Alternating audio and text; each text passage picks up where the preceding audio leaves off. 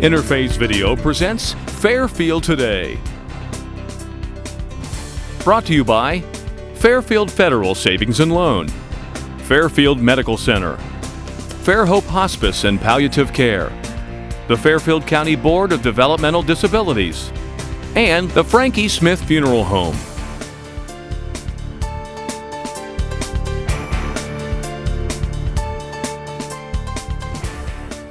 Hello friends, and welcome to Fairfield Today. I'm your host Paul Jasson. Thank you for joining us. The first half, we're going to talk Maywood Mission.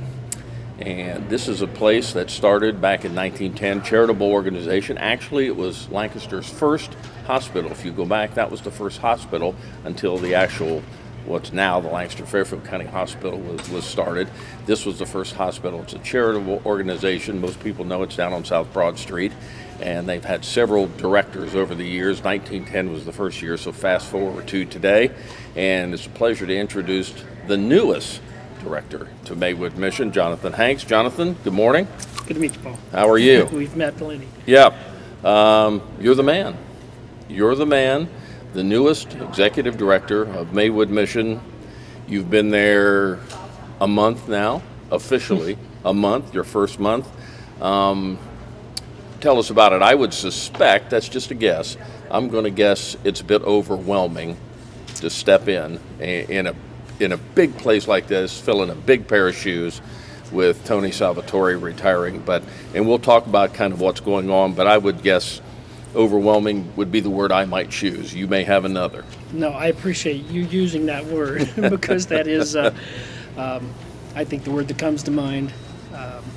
Not completely overwhelming, like I don't feel like I can't do it, but there's just a lot to take in the first 30 days. There's a lot going on there, and I'm just trying to absorb it and make sure I understand it, learn it, and so try not to make too many changes too fast. Yes. Make sure I understand where all the dots are connected and gain people's trust of who I am. That's probably the main goal. So again, Jonathan Hanks is our guest. Jonathan's the newest director of Maywood Mission. And again, replacing Tony Salvatore, who retired after 28 and a half years. So anybody that leaves after 28 and a half years has a lot going on in terms of things that person has done, things that person has instituted. And they really had an extensive, I would say, nationwide search to find a new director when it was announced that Tony was retiring last year. All around the country, I think they had around 60 applicants, if you can imagine that, people willing to move to Lancaster from all over the country.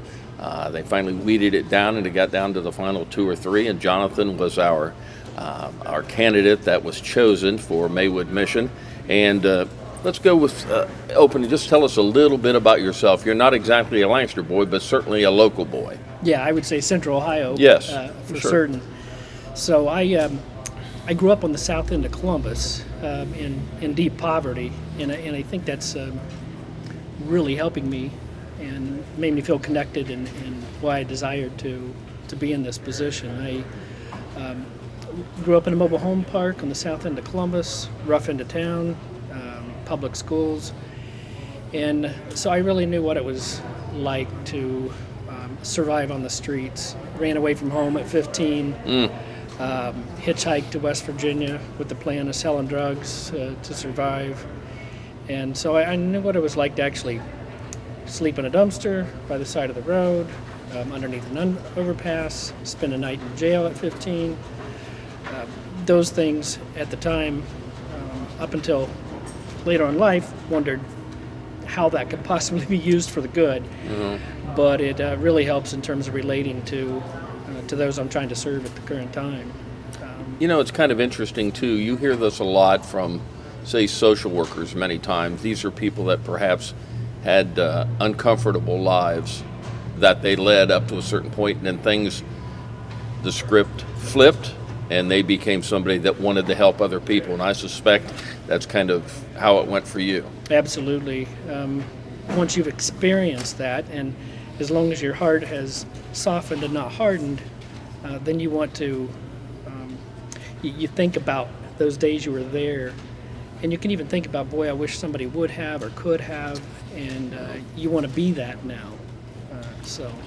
And it's interesting, too. I think, although different, the scenario was different, this is kind of the story that Tony Salvatore had. Absolutely. Different thing about drugs and things like that for him in his life, but a very difficult life as a young man, Vietnam veteran, issues over there, issues here up around Youngstown where he came. But God calls him, turned his life around. When did you get your call? Because he is a licensed pastor. He is a pastor of the Maywood Mission Chapel down there. That came at an earlier age? I was 23 when I hit rock bottom. It's what it takes, isn't it? It's what it takes. So I would say I was suicidal when I hit rock bottom, and knew I had to leave the environment I was in to have any hope of trying to turn it around. Yeah.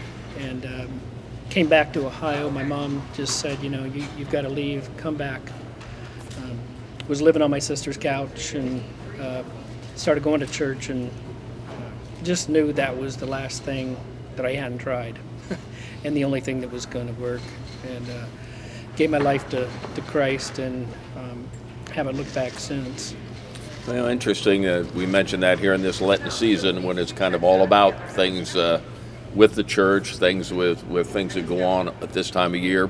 So, again, a nationwide search goes on. People all over the country interested in that job, and virtually we find you right in the backyard here of Lancaster, and I actually lives in Lancaster now. So you're married to a local girl? Yep. My wife is Wendy Hanks. A lot of people know her as Wendy Truex, Mel Truex's daughter. Always good to use Mel's name. Yeah, absolutely. She's a lovely girl in her own right, but Mel is a wonderful guy, well known from Faith Memorial Church out on Westford Avenue, and just has done great things in the community. So now you've been there a month. We think of Maywood Mission. Again, a lot of moving parts there. There's a chapel. They have a thrift store. You run a big daycare down there, which is what a lot of people know it for. Again, you're the pastor of the chapel down there. Lots of things going on and a lot to take in that first month. So kind of easing into this a little bit, learning the system. Yeah, trying to figure out how, Tony and I come from similar backgrounds, but we have probably completely different, opposite personalities and leadership styles, and so Right. You're trying to. He was able to fix the boilers himself. Okay. He was hands-on. Yeah, I could not. I wouldn't have a clue what to do, but I have some idea of what to do with technology. And That wasn't his strength. Right. Right. So I'm bringing some of that to the table and trying to get us up into social media, marketing, branding. And get the word out, because as many people who know Maywood Mission don't know all that we're actually doing. Yeah. And people think of the thrift store. Well, the thrift store is really where the majority of it happens, because the assistance programs come out of the Diane, who runs the store there. She handles where the money goes, works with 211, works with all the other social programs. The food pantries run out there. Have a big food pantry down there. A lot of things going on there. Yes. Clothing giveaway, and then the big Easter basket giveaway, and the Christmas giveaway. So there is a ton that comes out of that store. The store is meant to kind of almost be an information center. Sure. To find out where the needs are as people come in and call us.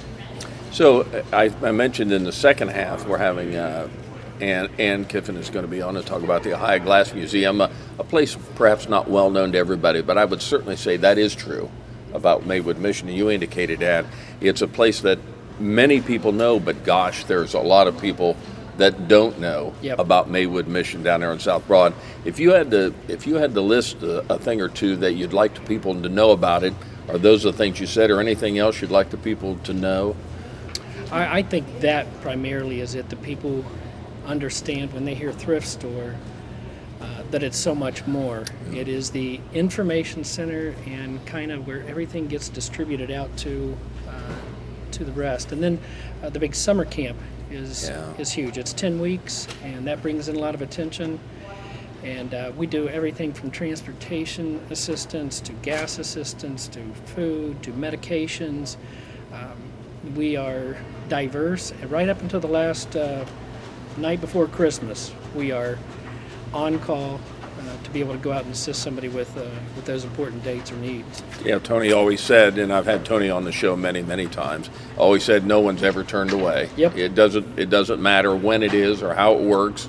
You know, your job is a 40-hour-a-week job. You run that like everybody else does, but it virtually becomes 24/7 sometimes. There's you've got the medical program that's going on down there, which can call you into that. You as perhaps a pastor or a chaplain go to talk to that.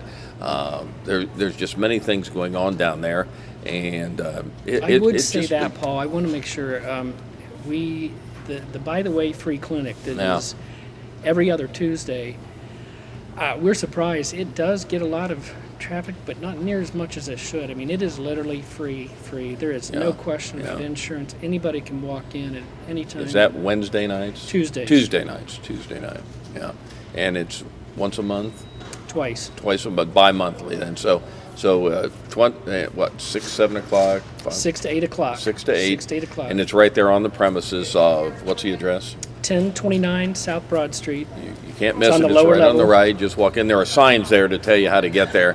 But that's something that I think Dr. Henry Hood started a few years ago. And gosh, as you say, it's taken off, but it could do better. There are people down there at staff for more. Yes. We're always going, gosh, we could take about 4 or 5 more patients here and just wish we could. Yeah. But we know we've got to get the word out. Website's got to be lifted up a little bit, get a facelift and that kind of thing. So. And we talk about that. Are you surprised at how much the need is for the things that Maywood Mission does in terms of helping people, the underserved, the underprivileged, the people come in?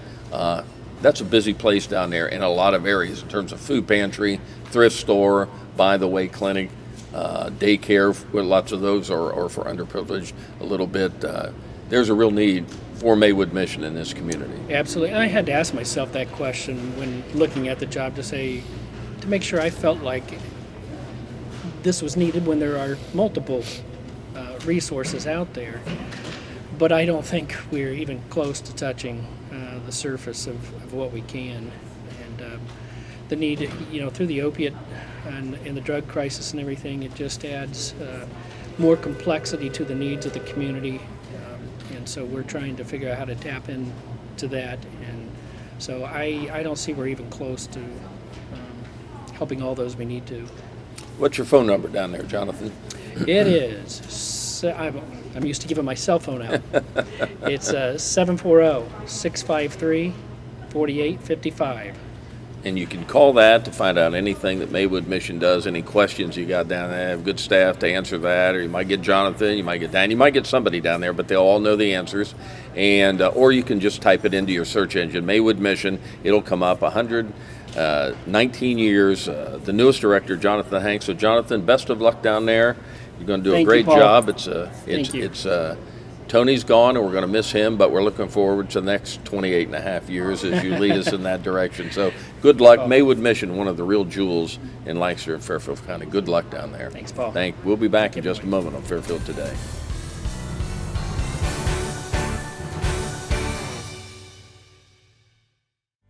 The Frank E. Smith Funeral Home and Crematory in Lancaster and the Johnson Smith Funeral Home in Baltimore have a long and wonderful history of serving our community. Feel free to give us a call at 740-653-0652. Stop in and see us at either of our 2 locations, 405 North Columbus Street in Lancaster or 207 South Main Street in Baltimore. Respect for tradition, regard for change.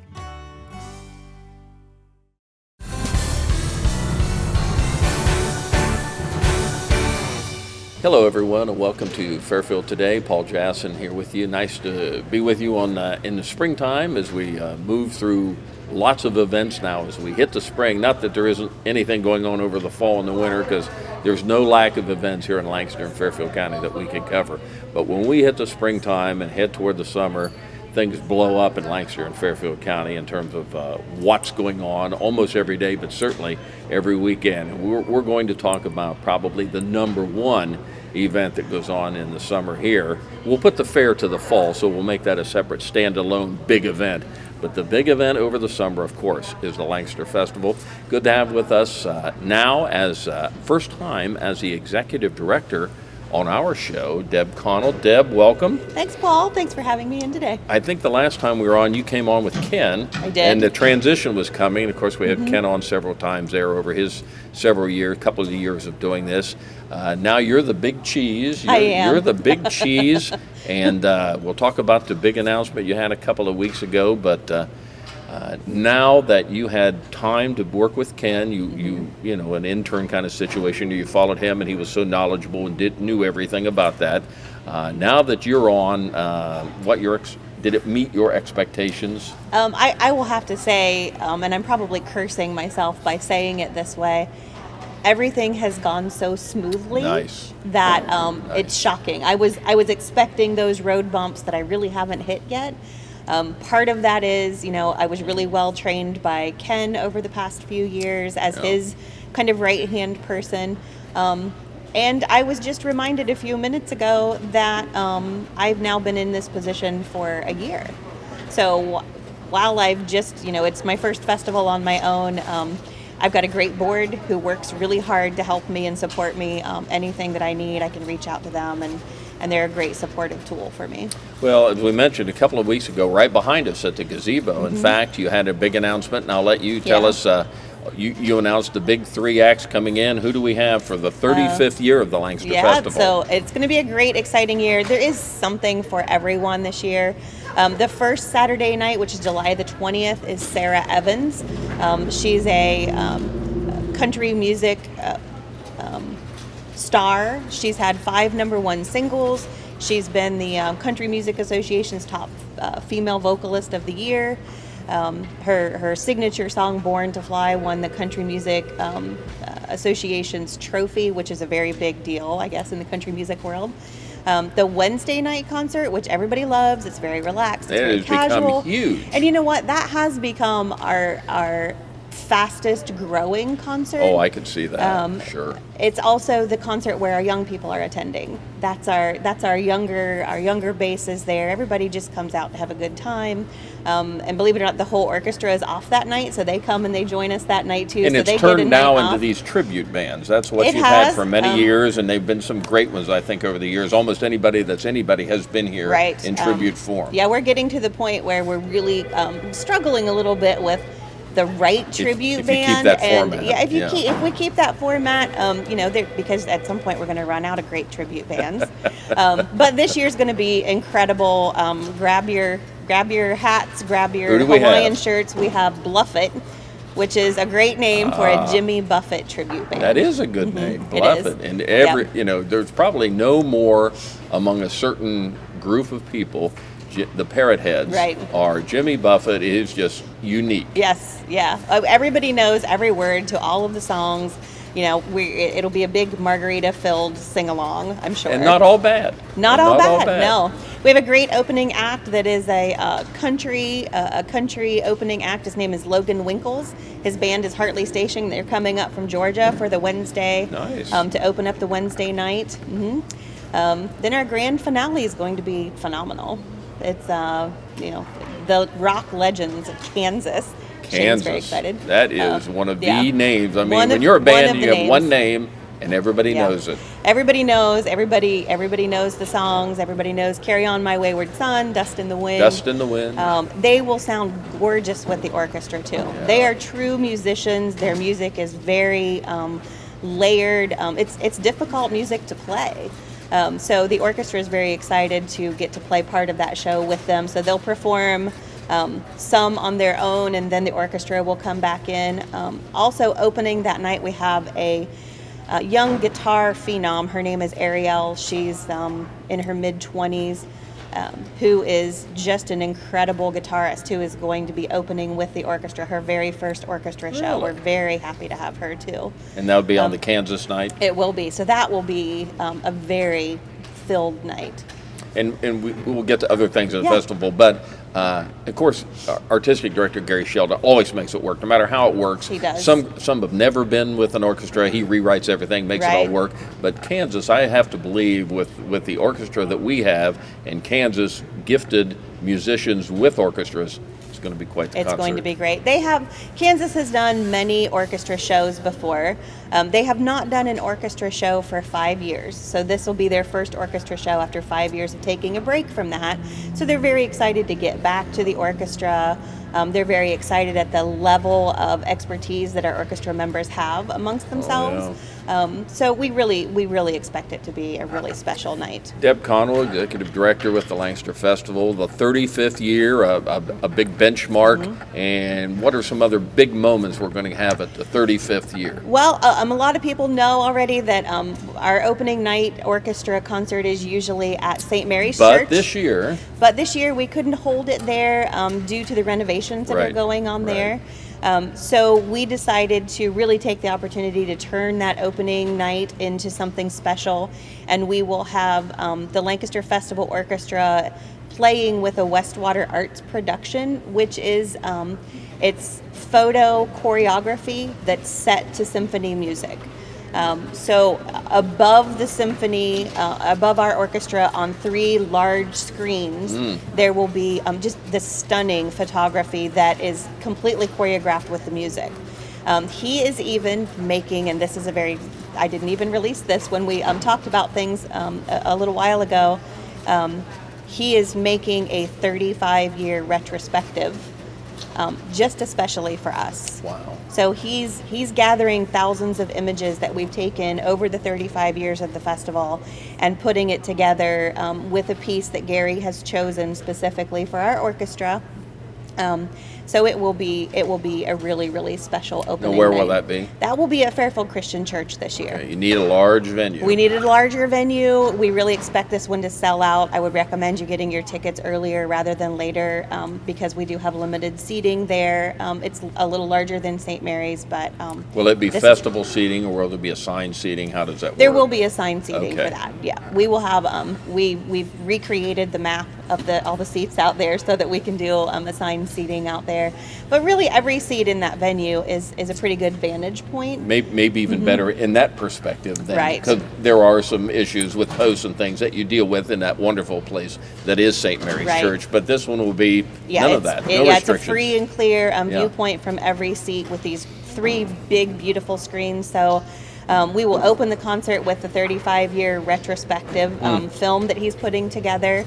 We're also going to do a section called Rodeo, which is about the American West, and it has, of course, the Copeland's rodeo music. That's always involved. wonderful. It's beautiful. I think he's our best American composer. I know, I think so, too. but Aaron Copeland is just amazing. He is, and we also will have one of the pieces is called The Eternal Struggle, and it starts with these beautiful historic photos of Abraham Lincoln. It is set to Copeland's Lincoln's portrait. We'll have a special guest star actually reading the language that goes along with Lincoln's portrait. You might know him, Ken Culver. Ooh, he'll do a great. If you've seen him recently, you speak of him. Yes. If you've seen him recently, he's actually growing Lincoln's beard gonna really for us be in part. Okay. Just for this performance. Suzanne has promised me that the beard will go as soon as the performance is over.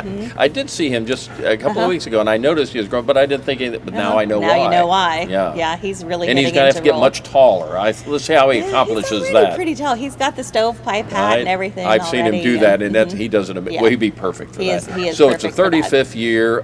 Gosh, originally when I got a hold of you and I said let's do a show, didn't know anything about you'll have the guests announced and everything was out there. But my point of this show is going to be, gosh, what goes on in the off season? I think that question's been answered now. Yeah. I think we know it's what goes on now makes the festival work. So there is almost no off season, I would guess. There isn't, and you know what? We've been asked that question so many times that Gary had this fantastic idea this year to put together something called Festival U. It will be out at the university in one of the larger classrooms on July the 13th and 14th, so the weekend before the festival. Okay. And it will be a series of lectures and classes and demonstrations and tours to kind of give people a behind the scenes. Nice. So we think now we'll get an extra night with the Lancaster Orchestra Festival Orchestra now, because they'll be there. The whole orchestra will be there on opening night out of Fairfield Christian Church. What's the date on that? That's July the 18th. July 18th is when the festival begins. Is that a Wednesday, Thursday? I can't remember. That's a Thursday. Thursday, okay, opening night.